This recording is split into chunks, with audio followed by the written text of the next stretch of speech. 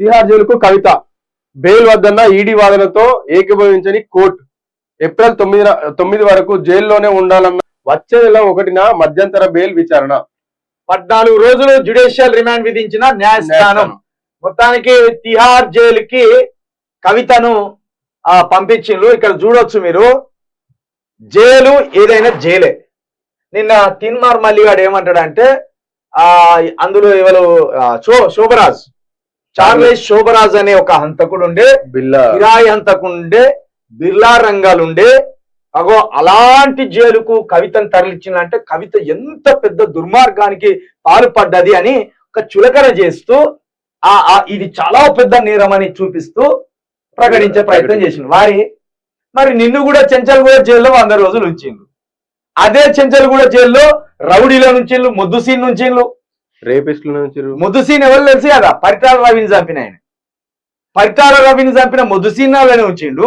ముద్దుసీన్ చంపిన ఇంకో ఆయన ఉంటాడు ఆ గడ్డం వేసుకొని. అదే విధంగా ఈ మన ఇంకో మధ్య చెరువు సూరిని చంపిన ఆయన కూడా అలానే ఉన్నాడు. ఎవరు? భానుప్రకాష్. అంటే హంతకులు ఉన్న జైల్లో నిన్నేసిండు. మరి నువ్వు హంతకుడివేనా? 100 రోజులు వేసిండు నిన్న. అలా సిగ్గులేనుడా. తిహార్ అనేది ఒక జైలు, వరంగల్ అనేది ఒక జైలు, చెంచల్గూడ అనేది ఒక జైలు. ఇక్కడ తిహార్ జైలుకు కవితను పంపడానికి వెనక బీజేపీ కుట్ర ఉన్నది. రావులే తిహార్ జైలుకు నేరస్తులను, ఆర్థిక నేరస్తులు ఇంతవరకు పంపలే అక్కడికి. ఇప్పుడు ఇక ఆర్థిక నేరస్తురాలు కూడా కాదు, ఆర్థిక నిందితురాలుగా పోయింది ఆమె.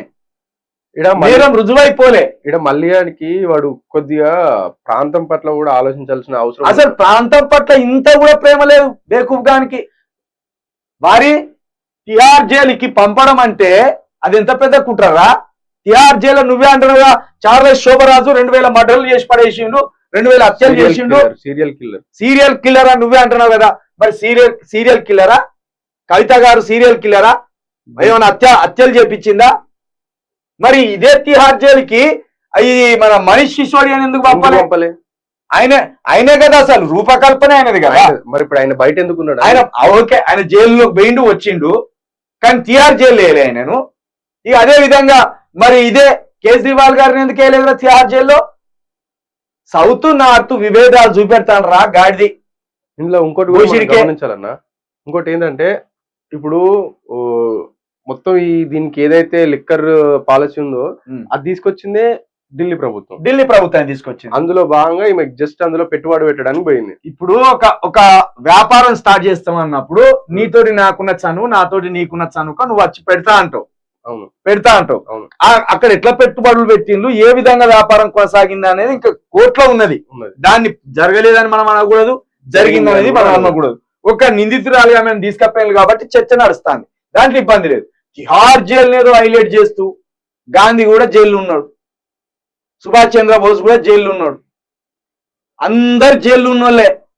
అట్లా జైల్లో ఉన్నారని నువ్వు వాళ్ళతో పోల్చుకునేవు. నువ్వు ముద్దుసీన్ అసొంటోనివి, భానుప్రకాష్ అసొంటోనివి, నువ్వు కూనీ కోరివిరా. నువ్వు మానసికంగా ఇతరులను కూనీ చేసేటోని నువ్వు.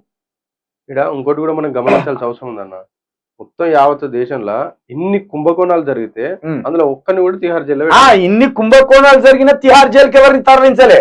కేవలం తెలంగాణ రాష్ట్రానికి సంబంధించిన తొలి ముఖ్యమంత్రి గారి బిడ్డ కావడం వల్లనే కవితను తిహార్ జైలుకు తీసుకుపోయారు. 70,000 కోట్లు ఆగం చేసిన గాలి జనార్దన్ రెడ్డికి కండువా కప్పి ముద్దుగా లోపలి తీసుకున్నారు.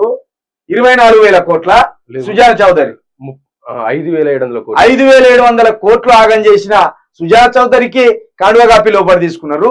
సీఎం రమేష్ 500 కోట్లు ఆగం చేసిన సీఎం రమేష్ కి కండువా కప్పి తీసుకున్నారు. లక్షల కోట్లు ఎగ్గొచ్చిన అదానికి మీ దగ్గర ఉంచుకున్నారు. ఏకకాలంలో 1,00,000 కోట్లు మాఫీ చేశారు. ఏకకాలంలో 1,00,000 కోట్లు అట. ఆ 1,00,000 కోట్లు కనుక ఈ తెలంగాణ మీద పెడితే సర్వ దరిద్రాలు అన్ని పోవు. అది కూడా ఏకంగా ఓరు దేశ ప్రధాని ఇట్లుంటది. ఇక విజయమాలనేమో దాదాపు 1,50,000 కోట్లు మింగి. చూడండి, ఆర్థిక నేరాలు అంటే ఓన్లీ కేసులలో ఇరుక్కుంటేనే కాదు. ఇప్పుడు ఆర్థిక నేరం అంటే మాఫీ చేస్తే కూడా ఆర్థిక నేరమే కదా. ఖచ్చితంగా ఆ డబ్బు అంతా ఎవరి దగ్గరికి పోయింది అన్నట్టు 1,00,000 కోట్లు. అసలు 1,00,000 కోట్ల డబ్బు ఇవ్వండి అది మనది కాదా, మన అదాని కష్టం కాదా? అయ్యా రాత్రి అంతా బండలు కొట్టి సంపాదించిన వాళ్ళ తాతలు బండలు కొట్టి సంపాదించిన మన కష్టం కదా, మన కష్టం అది, మన నెత్తు. మన మీద వ్యాపారం చేసినోడు కదా. కాబట్టి ప్రజలారా, తిహార్ జైలుకు కవితను పంపడాన్ని కొందరు దుర్మార్గంగా చిత్రీకరిస్తూ లబ్ధి పొందుతుందంటే అది పొలిటికల్ లబ్ధి కోసమే. ఇంకోటి తన కొడుకు ఎగ్జామ్స్ ఉన్నాయని బెయిల్ కోసం అప్లై చేసింది. మల్లిగాడు కదా, నా బిడ్డకు నా బిడ్డ నానా నానా నానా అని ఒక్కటే ఏడిపెడతాను, మాటలే రావు నీ బిడ్డకు మాటలే రావురా గాడిది, పాపపు గాడిది. మాటలు వచ్చారా నీ బిడ్డకు? ఎన్ని పాపాలు చేసి ఉంటావురా నువ్వు? అని ఎట్లా నువ్వు అయితే అప్లై చేసి దొంగతనంగా చేయాలనుకుంటున్నావు? వాళ్ళ కొడుకు పెద్దోడే, మాటలు వచ్చు, పెద్దోడు 10th క్లాస్ కావచ్చు, ఎగ్జామ్స్ ఉన్నాయి నా కొడుకు అని బెయిల్ పిటిషన్ కావాలని చూస్తే వాళ్ళు ఇయ్యలేదట. దాని మీద వచ్చే నెల 1న మధ్యంతర బెయిల్పై విచారణ జరుగుతాయట. ఇక 14 రోజులు జ్యుడిషియల్ రిమాండ్ విధించిందట. ఇక మొత్తానికి అయితే కవిత 14 రోజులు జ్యుడిషియల్ రిమాండ్ లో ఉంటది. ఎంత లేదనుకున్నా నాకు తెలిసి పార్లమెంట్ ఎన్నికల వరకు కవితను బయటికి తీసుకురారు. ఒకవేళ పార్లమెంట్ ఎన్నికల ముందు కవిత కనుక బయటికి వస్తే ఏమేమి జరిగిందో అంతా చెప్తుంది, రాష్ట్రం అంతా. తెలంగాణ మీద ఎట్లా కుట్ర చేస్తాను వాళ్ళు, తెలంగాణ నాయకుల మీద ఎట్లా కుట్ర చేస్తాను వాళ్ళు అనేది మొత్తం ఇప్పి చెప్పే ప్రయత్నం చేస్తుంది. కాబట్టి పార్లమెంట్ ఎన్నికల వరకు ఆమెను విడిచిపెట్టే అవకాశం లేదు.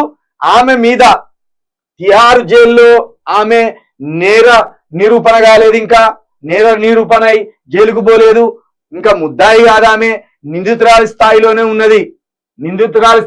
ఉన్నది కాబట్టి రిమాండ్ విధించిండ్రు. లేకపోతే శిక్ష విధించటోళ్ళు. ఆమె నేరం నిరూపణ కాలే, అట్లా మేమేం కవితను వెనకేసుకొత్తలేము, గొప్ప పని చేసింది అంటలేం. ఆమె లిక్కర్ దందాల వేలు పెట్టడమే తప్పు, అది చాలా తప్పు. ఆమె లిక్కర్ దందాల వేలు పెట్టడం. ఎందుకంటే ఒక ఉద్యమ నాయకుడి కూతురు, ఆమె ఉద్యమ నాయకుడి కూతురు, ఒక రాష్ట్రానికి తొలి ముఖ్యమంత్రి గారి కూతురు. కాబట్టి ఆమె ఇతరులకు ఆదర్శంగా ఉండవలసిందే. మరి ఆమె మైండ్ ఆ టైంకి ఏమైందో, ఏ తప్పాడై నాశనం అయిందో కానీ ఏలు పెట్టింది, ఇరుక్కున్నది, జైలు పడ్డది. ఇక్కడ కవిత కూడా టార్గెట్ కాదన్నా, తెలంగాణ రాష్ట్రం టార్గెట్. తెలంగాణలో ఉన్న ముఖ్యమంత్రి అప్పటి కేసీఆర్ గారు టార్గెట్, ఆయన ఇబ్బంది పెట్టడానికి.